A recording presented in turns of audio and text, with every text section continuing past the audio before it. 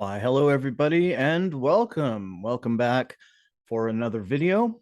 This is going to kind of fall right in line with what we've been rolling on here, and that is kind of in the Civil War niche. But this particular episode is going to be regarding technology. So it'll fall in that strange tech history kind of category also. Now I'm kind of torn if I want to include the ironclad ships and some of the other advanced Civil War weaponry on this video.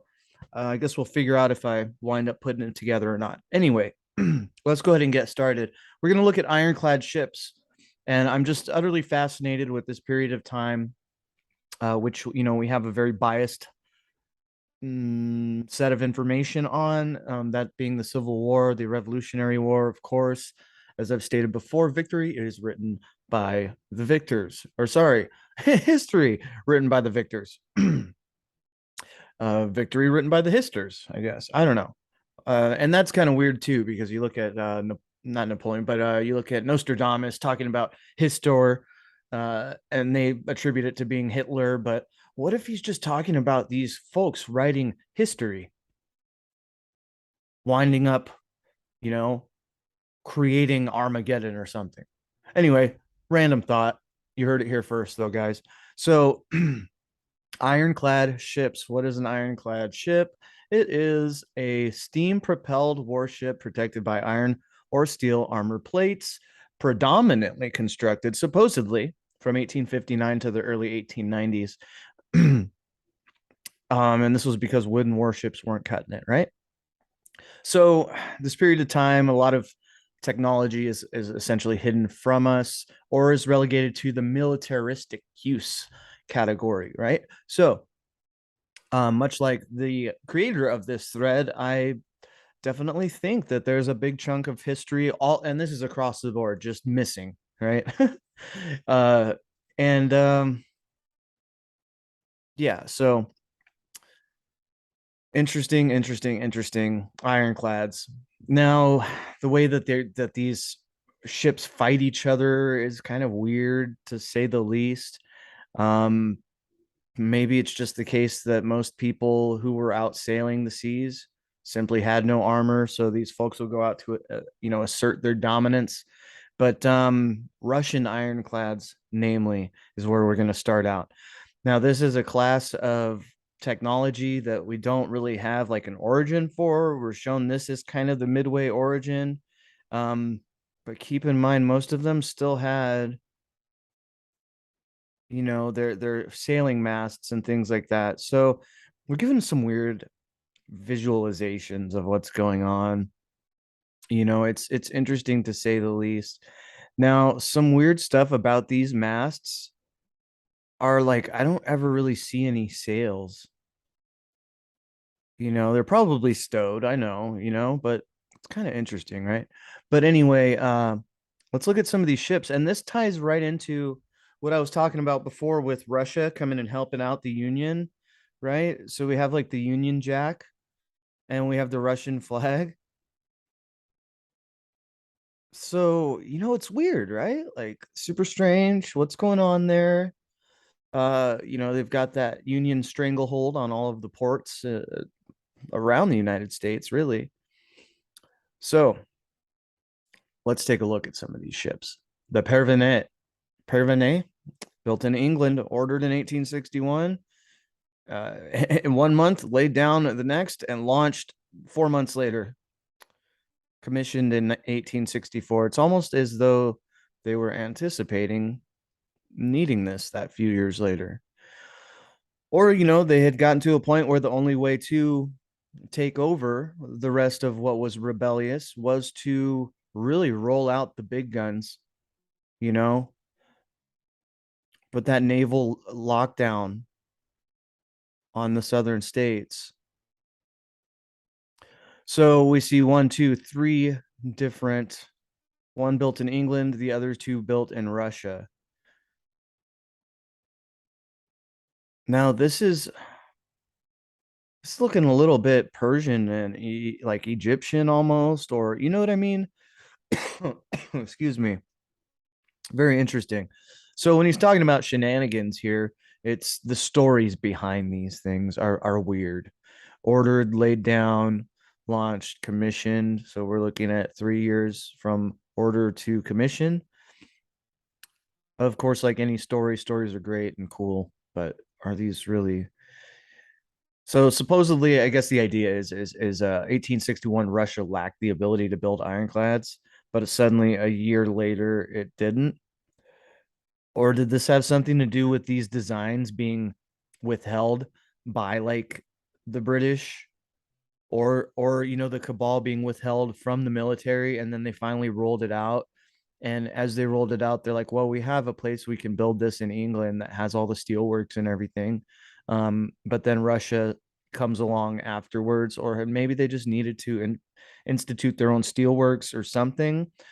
So, we really have not a lot of information what the industrial infrastructure of Russia was, or Britain for that matter. Um, Everybody's so fascinated with the architecture and the brickwork and everything like that we forget to try and understand what warehousing would have looked like, what manufacturing would have looked like. And it seemed that like the push that happened was to drive industrialization to the outskirts of these cities and create the financial centers, and have no manufacturing within those financial centers. So what did the manufacturing look like? Would have most likely been out in the countryside, adjacent to train tracks where nobody would really know what was going on. Think of it as akin to Area 51 today, just out of sight, out of mind. All of these technologies, this understanding, this knowledge would have been being looked into, and essentially, like the brainchild would happen outside of the womb of the city or the womb of society. It would just be happening, much like today. And I can't hammer on this enough. Much like today, we have compartmentalization. We had the same thing going on back then. Okay. And this would have extended back indefinitely through time. This would have been happening. So that Pervenet broadside ironclad built in Britain during the 1860s, bow flag of the ship. So they call it the Russian Jack. That's interesting, is it not? You know what I mean? And then like just the shenanigans that happens with the name plates on different areas and so on and so forth. So this is that same ship we see above. And what's like super interesting is like they draw it out as like not having sails, like kind of making it to be this fantastic only steam powered ship. But then you look at it down here, and this is what it looks like in reality. So it's like, what's going on? Did they decide that, listen, we can't let people know that our steam power is super reliable, so let's erect some masts and things? Or was it take it a step further? Are these masts really gatherers or receivers? Something I will point out after looking into some free energy aspects is all of these lines stretched from mast to mast would have been carrying current. All of this would. Maybe not so much the ropes, but if you had cabling, it would conduct, guys. The difference between the deck of the ship and the tip of the mast is enough to create a current at a minimum for at least a few light bulbs, right? So just something to keep in mind. All right, 1870. So like, look at this. Now, was this the initial rollout of this technology, or was this just an effort to see this technology consumed so that after this war, you could move to the next thing? So that's the thought I want to kind of plant here. These are all of the same class ship. And furthermore, why would we see it drawn? Well, I guess supposedly this is the launch of it, but you would think at the launch they would still have the sails up if they had sails. What's going on with these engravings, and how much is being hidden from us? The Russian Jack and the two-headed eagle. This is exactly this is telling you that Russia is a state of the British Empire, is it not? So, again, the ties, these war ties, guys, right? That I've been talking about here and we'll continue to talk about. But furthermore, the technology. Many of these ships look as though they were simply supposed to resemble sailing ships, because they have the wide hull. It's interesting, right? It's very interesting. Now, the design, like I was speaking about, is like similar to a Persian, or we could call this Roman style of ship. Just tells you there's a lot more below the waterline. Okay. This is the 1874 USS Alarm, huh? Hmm. uh, you know what I mean, guys? It's just too much. Rome. We see Rome in all of this. Were the Vikings really Romans? Like, what was going on? What is Rome?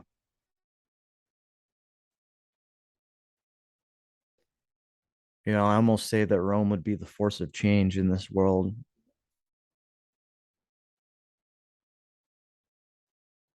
Sevastopol. Incredible boats, though, am I right? Incredible ships. Sorry, ships, not boats. But something else to think about, though, is, yes, sailing ships would need all of these lines, but you would very easily be able to power your captain's uh, desk lamp by simply stringing up an aerial. So, Sevastopol, 1864, decommissioned 1885, sold for scrap 1897. Now, there was a big push to make 1900 a very different year, to make the 1900s incredibly futuristic and different from everything that came before it. And I don't like to think that it's an inherently evil move to want to push towards, progress or whatever. But I guess the people that were behind running things have shown that they are inherent incredibly evil at heart, at a minimum thoughtless, for the plebeian, right? Not too much thought given to that. 1865. So you know what I think, guys? I think that these all had existed probably through the 1700s, ironclads, that is, and this was their going away party, you know and why would that be? Well, go take a look at the one that I put out on the Great White Fleet and look at those vessels compared to these. Okay, look at those vessels compared to these. We're talking, right around the time those vessels in the Great White Fleet came about is right about the time these were all sold for scrap. So there goes the reclamation, right? They're reclaiming this material and putting it into the new white navy. Okay. So, and then we go further to monitors. Very interesting stuff. These are not fast or strongly armored, but they carried a disproportionately large guns, and they like set right on like the water line. Okay, they're interesting pieces of technology, and they just kind of like come out of nowhere. Okay, come out of nowhere in the end of the Civil War. That leads me to believe that these things were existing beforehand. Okay, it's like basically, a low deck battleship. Supposedly, this is the first one. I think there's a whole era of technology that through these wars was destroyed and lost, and it for that purpose. Much like uh, what we see today with like the use of weaponry, like they have to create a war for weaponry to be used. So it's going to be used, guys. The weaponry, the technology will see its day. It will find its use. Whoever's in doing this whole scripting, make sure of that. Much like today, overseas, we have the use of a vast majority of the weaponry that America has produced for the last 20 to 30 years being used. They're creating the means to use the stuff that they're building and that our taxes go to paying for, et cetera, et cetera. So this is all tied together, guys. Okay. Now, another big change that I'll point out was that, this steam power that we see at use here would have been like coal steam. Okay. And the switch, the transition from this time to the next era was you can look at it like this. It went from steampunk to diesel punk. Okay. That's the shift. That's how you can look at this shift that was happening here. Right. And when you get to diesel, suddenly the ships don't really have masts anymore. They can carry a lot more. They're larger, outlandishly large, some might say. Did the dynamic of how the oceans were behaving change to where this was like no longer a thing? Or did the riverways that used to run probably through all of North America, were they changed? Did they dry up? Were they redirected? We see the evidence of redirecting rivers, Hoover Dam, etc.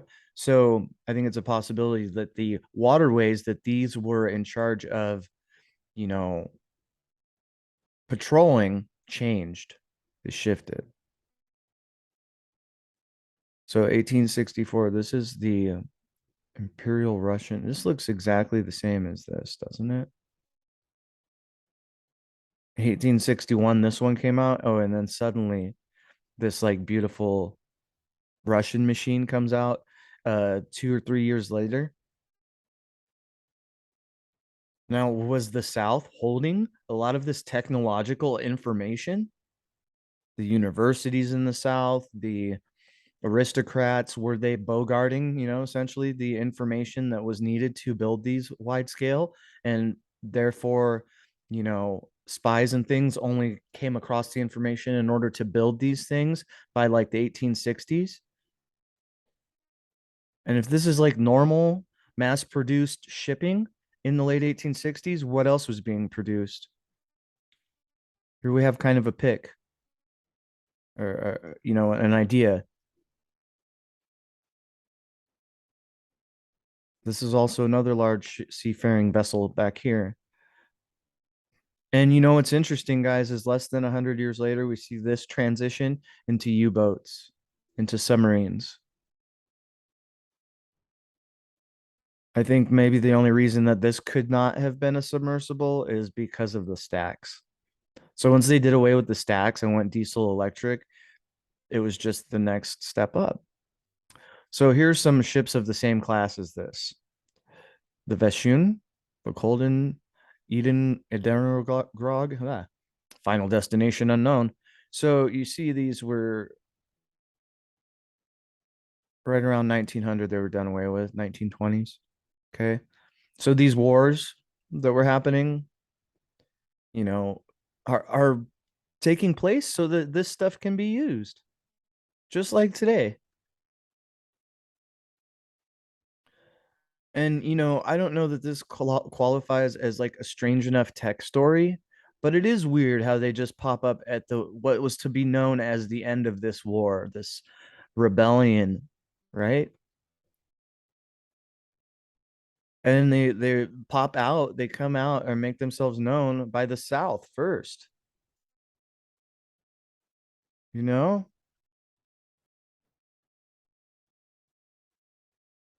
Some navies in the 1860s during the First World War and with limited use in the Second World War.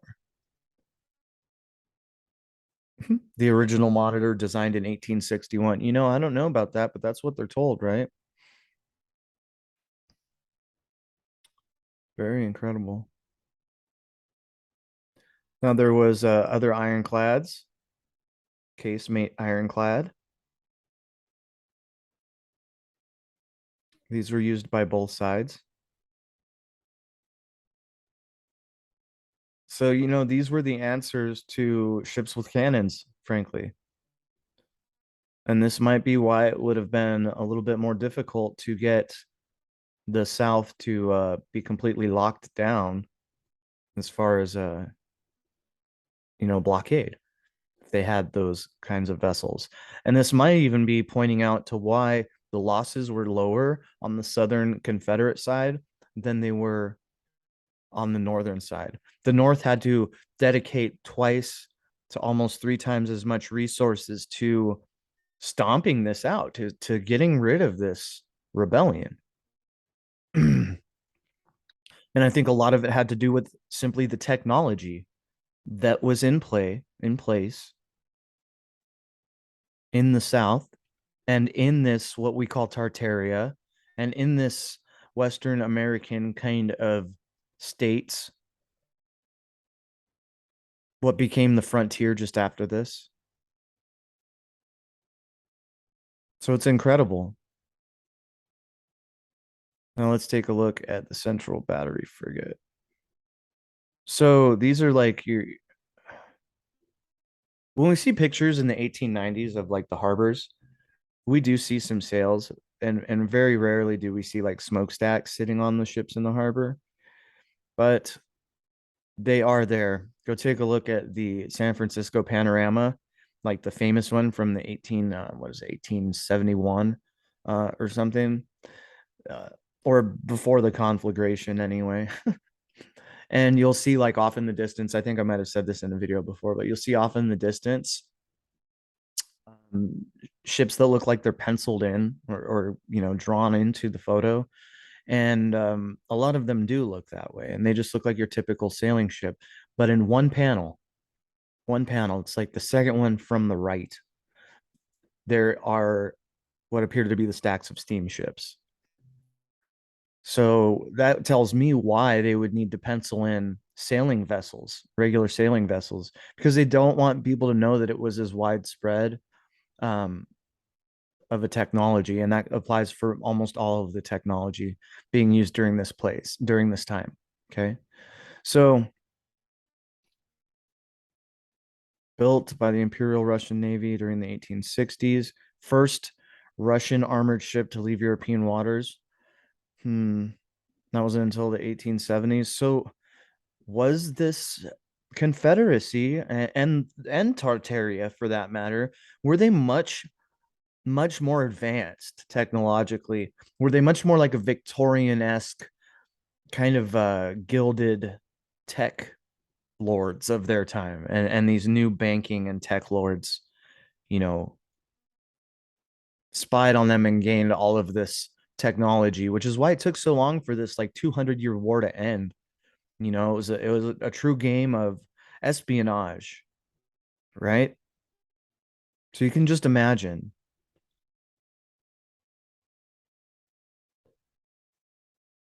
A second monitor anchored in the current. So we're told about this one, and then there's another one. And about the clear wiping of the sky, just to point out, guys, this is what blue would show up as.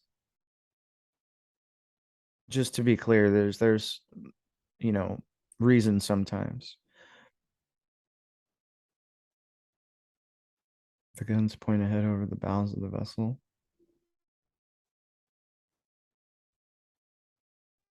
So muskets? I don't know what's going on there.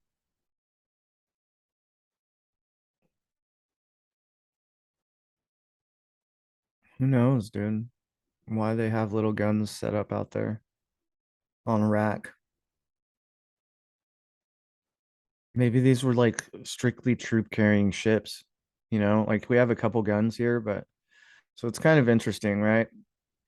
The Civil War, what a rabbit hole, guys.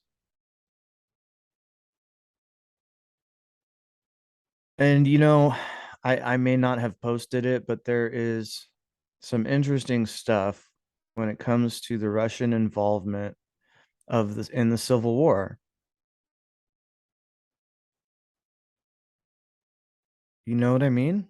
How odd. Alexander the Second on the side of Lincoln and Grant.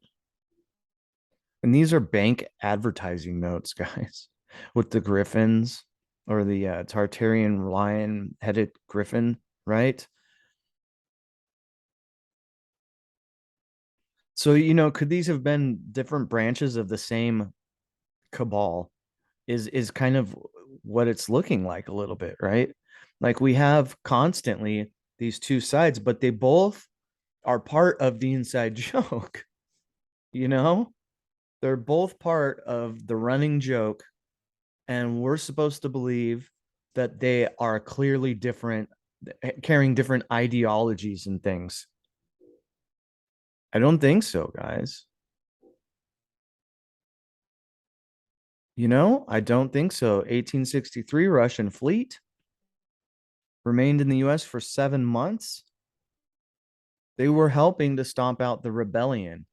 Now, does that mean that the rebels were never part of this group, this fraternity? No, I think they were. And I think that that's where the dilemma was.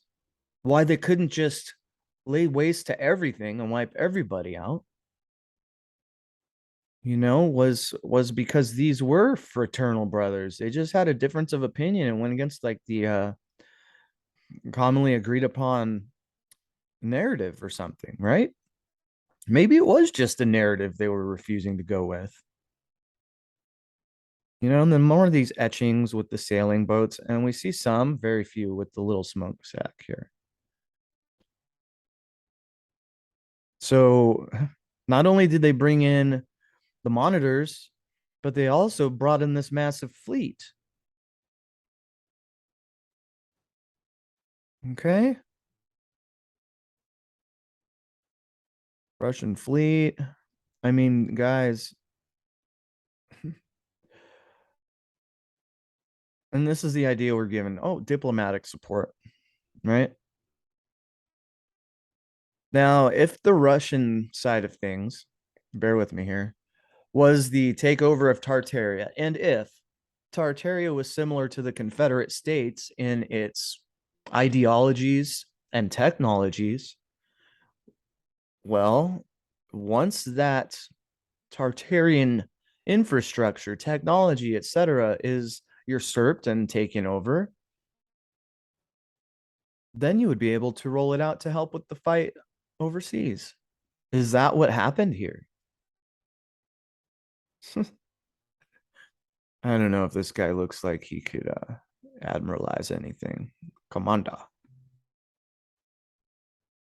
Russian fleet consisting of the 51 guns, 46 guns. Why did they feel the need to tell people how many guns there were? It's a lot of guns anyway, right? So there's a significant amount of information, and this falls right in line with that White Fleet stuff. Okay. Where these Russian fleets went, things followed. Battles, wars. Do do do. Not a single person showing two hands. Very interesting, right? So the grand procession of our Russian visitors through Broadway under escort of the militia and police. Well, yes, I suppose. Suppose they would have to escort them through this beautiful Euro Gothic infrastructure. Harper's Weekly. And see, you can find, bias information on, it is bias, sure, but it is information nonetheless. In these periodicals. This is what they wanted people to see, believe. Nothing to see here. We're just having soirees with the Russians, guys. Yes. The Russians, yes, they're friends of the British, which we're free from. We're free from the British influence, guys. Let's open our hearts and our arms and our minds to our Russian comrade brothers. And then they show stuff like this with no smokestacks. It's an etching, of course, right? No smokestacks here, kind of implying that this tugboat had to bring it in and out of harbor. I don't know. I don't know about that, guys. I think these things were self-powered. Why else would you see? Why else would you need the etchings? It's interesting, you know. Very interesting. Yes, this appears to have actually been a sailing vessel also, but was that it?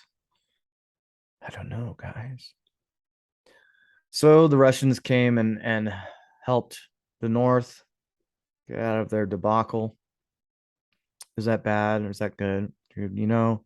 I guess we're looking at whatever it became today. So, what is it to you? Is it bad? Is it good? It's more etchings of photographs, right? And man, look at them, guys.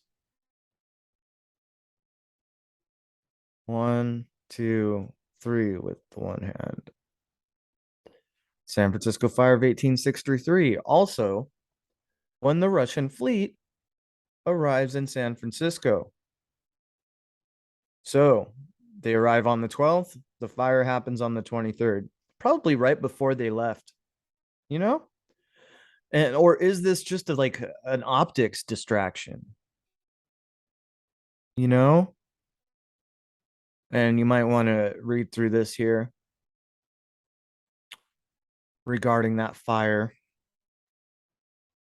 and the noble spirit manifested by the Russian fleet, who was only there to help, guys. How interesting is this? Get this, guys. Each of these gallant tars, and they're calling the Russians tars here. And I think this is important to understand, guys. I'm relatively certain at this point the Tartars were taken over completely. Okay. They were done. Their last stand had happened, and Napoleon, whatever Napoleon is or means, got the best of them and took that stuff over, guys. Okay. And then the Russians were then given the nomenclature of tars. So, is this like that flipping, much like herd immunity, mean the opposite? Or were they not called Tartars because they had usurped the Tartars and were now the Tars? So, it's interesting, okay? And then, like, the same thing happens when the White Fleet comes around. The same conflagration, fires, blah, blah, blah happens again 40 years later. I don't think they got as much of it cleared out as they wanted to. Maybe it's just too much to destroy everything all at once and rebuild everything completely. And maybe you want other people to do it for you.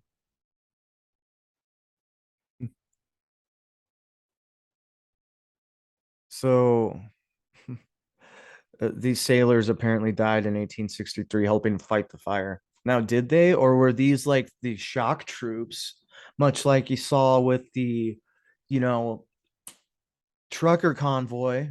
Saw these like no named armies from different shores come and step on grandmother necks and stuff like that.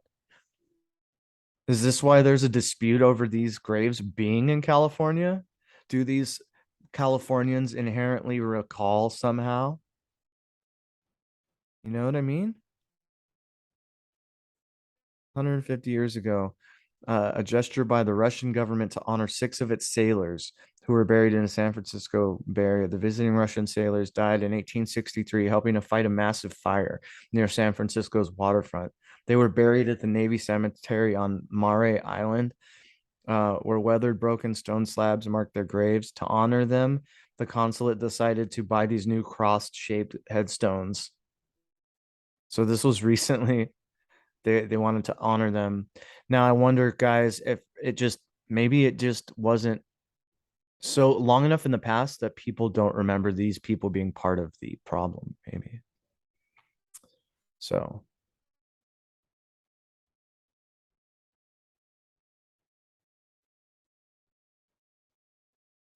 how did this steamer sail with all this money?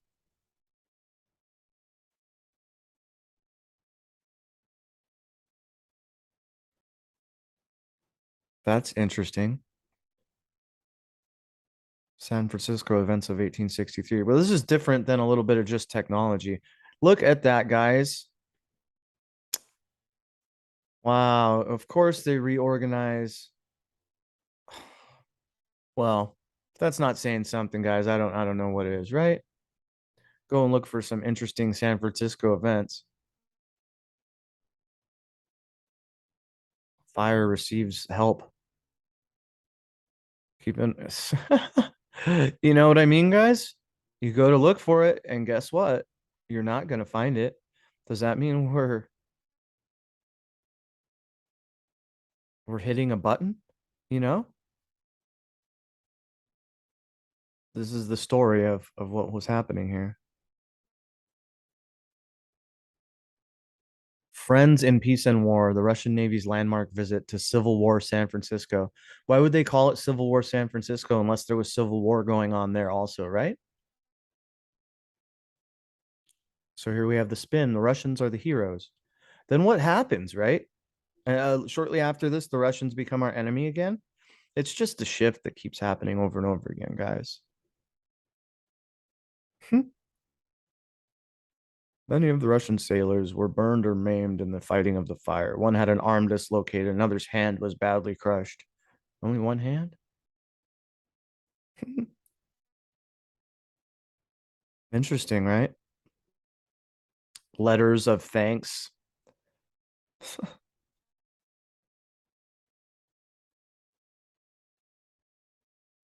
While no documentary evidence has been located to establish it as fact, it had long been believed that six Russian sailors were buried at Mare Island in 1863, who died as a result of injuries sustained while fighting the fire. Beside these graves marked as an unknown Russian sailor are the graves of sailors, these guys.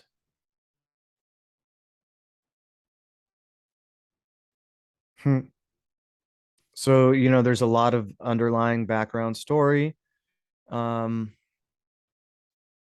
and I encourage you to look into this stuff. It's interesting. Talking about how they were rebuilt after. There we go, guys. See what I'm saying? The commander of the shipyard.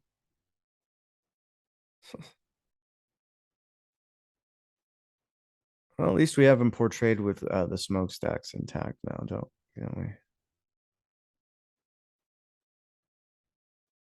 So, I just ask that you look into this stuff. Of course, we only get the one side of the story.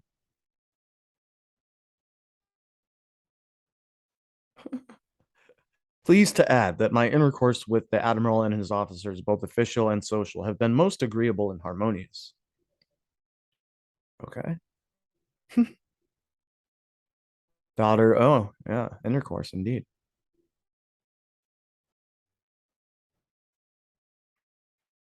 Oh, yes, we have to have the checkered floors, guys.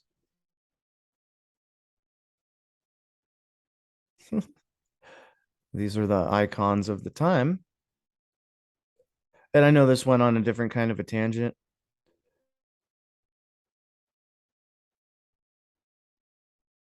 Huh. Little consolation. The local newspaper reported Alabama was supposed to be on her way to the Pacific. The Confederate commerce raider, Alabama, was supposed to be on her way to the Pacific and naturally to San Francisco.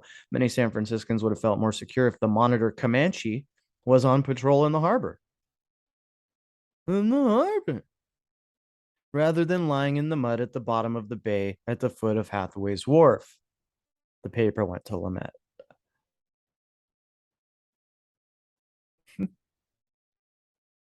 So there's a lot of stuff going on, guys. We don't really have the idea as to what, like the sinking of this monitor that they were hoping was going to protect them. And so, with this monitor not protecting them, there becomes a need for the Russian Navy. Was it scuttled on purpose? Many San Franciscans complained about the apparent indifference of the insurance underwriters to their plight. I bet. I bet. And San Franciscans believed that skilled divers existed in the city that could have begun efforts long before the divers and equipment arrived from New York. And they're talking about bringing up that monitor, okay? When those divers and equipment did arrive, all attempts failed to raise the vessel. However, the divers managed to salvage all the missing parts. with these salvage parts from Aquilus Hulk. Comanche would finally be launched in 1864, but not commissioned until 1865. Never used for the defense of San Francisco. So apparently there was some technology on this Aquila that was needed to put into this Comanche, some spare part or something they could no longer manufacture, right? So that's kind of a nod, guys, to the technology being, even though it was like really high tech stuff, these monitors and things, they're pretty unique. These were like very, very carefully crafted machines back then. Okay. And I'm going to show you some stuff on the next video and we'll keep it for the next one. Simply because, you know, this is not having to do with the Navy and things like that. It's going to be about some other advanced Civil War weaponry, and it's mostly going to be, regarding like firearms and things like that. But something to keep in mind, guys, is the infrastructure you would need to mass produce things. Many of these vessels were not mass produced. These were one of a kinds, built to specification, you know. So, okay. So just wanted to point that out. And you know what? Well, let's go ahead and take a quick look at some submarines that were coming about in 1864. Now, it's weird, right? Like, so if these things existed and they were able to make them out of wood like this, why would they have not made them sooner? I bet these things were existing, guys. Maybe not a lot of them. Maybe some of them were considered secret weapons and things. This is called the Ictenio 2 and the Ictenio 1. Okay. Now, if people were free and had some form of wealth, your average person might very well have decided they wanted a submarine and built some of this stuff. Like this guy, Narcisse. This is the quote inventor. Okay. 1819 to 1885. Air independent and combustion engine driven submarine. Incredible, right? Got a degree in 1845, never practiced law. Yeah, so like way out of his element by what the the narrative is. Forced exile in France following the revolution of 1848. So I mean, guys, this stuff is wild. It's going on and on. And again, so, we're given this story about a certain inventor, just like always, questionable to say the least, definitely considers himself a master of the second veil. Look what else he invented, guys. Oh, copywriter, a printer, rapid fire cannon. Uh, this this is a guy who went to school for law.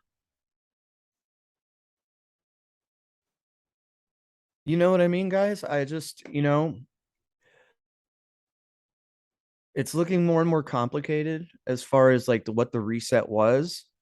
I think there was like so many moving parts that when we try to wrap it all in a nutshell, much like the Tartaria thing is doing, I think it's not to our advantage. Like we are really not working to dig out the stories, each individual story behind things like this, you know, things like dirigibles, um, things like massive dirigible hangars that were then repurposed into things like the Crystal Palace, you know?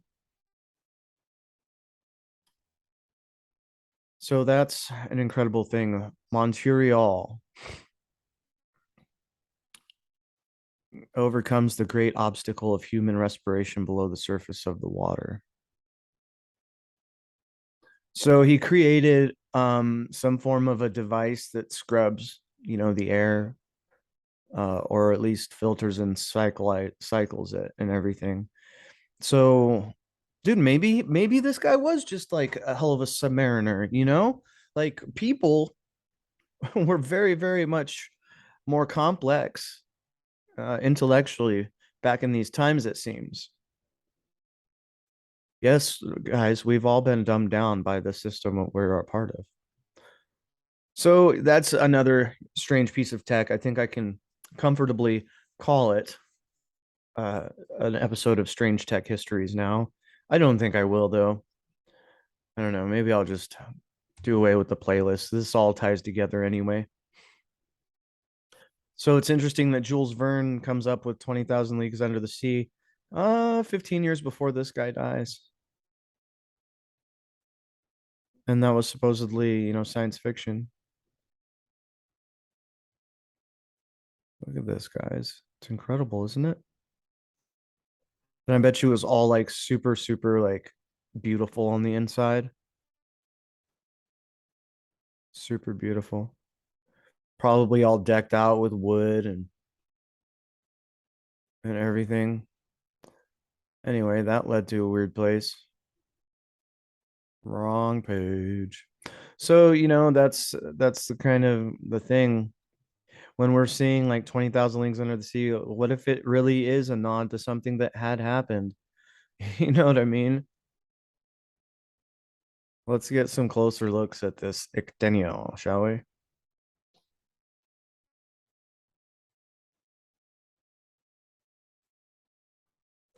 And then we have some like interesting thing that happens. Oh, please just let me look at it. Oh, there we go. Where like they say these are plans, but these look more like technical drawings, maybe drawn after the fact. Because you would have a certain type of schematic blueprint, I would think, and I know there's folks out there that know better than I do. Here we go.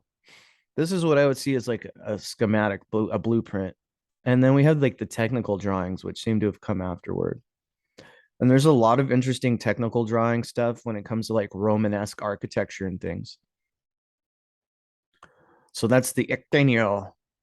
All right. So that's some strange tech during the Civil War time or during this period in question.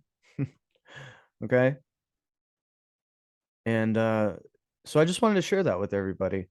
And we're going to go into some different technology on the next video regarding like firearms and things. And I'm going to go ahead and reiterate the fact that, we need to be aware of, not to use the word evolution, but there is a certain process that happens with invention and evolution and things like this. Um, that, even up to this day, we're not shown every single step in the ladder. We're not shown that. Um, so where a lot of people are like, oh, well, they couldn't have done that because there's no evidence of like a missing link. That doesn't take away from the fact that there's compartmentalization. Things are segregated for a purpose and seem to have always kind of been. You had your scientists of the past were your alchemists, were your astronomers. We didn't have physicists until like very early in the 1900s. They were, alchemists. They were different things. Necromancers were biologists, right? And things like that. So there's like a shifting of names and everything. There's always this process going on in the background of innovation. There we go. That's the right word. So just wanted to share that with you all. And I hope this information finds you well. Thank you so much for tuning in, and we'll see you in the next video.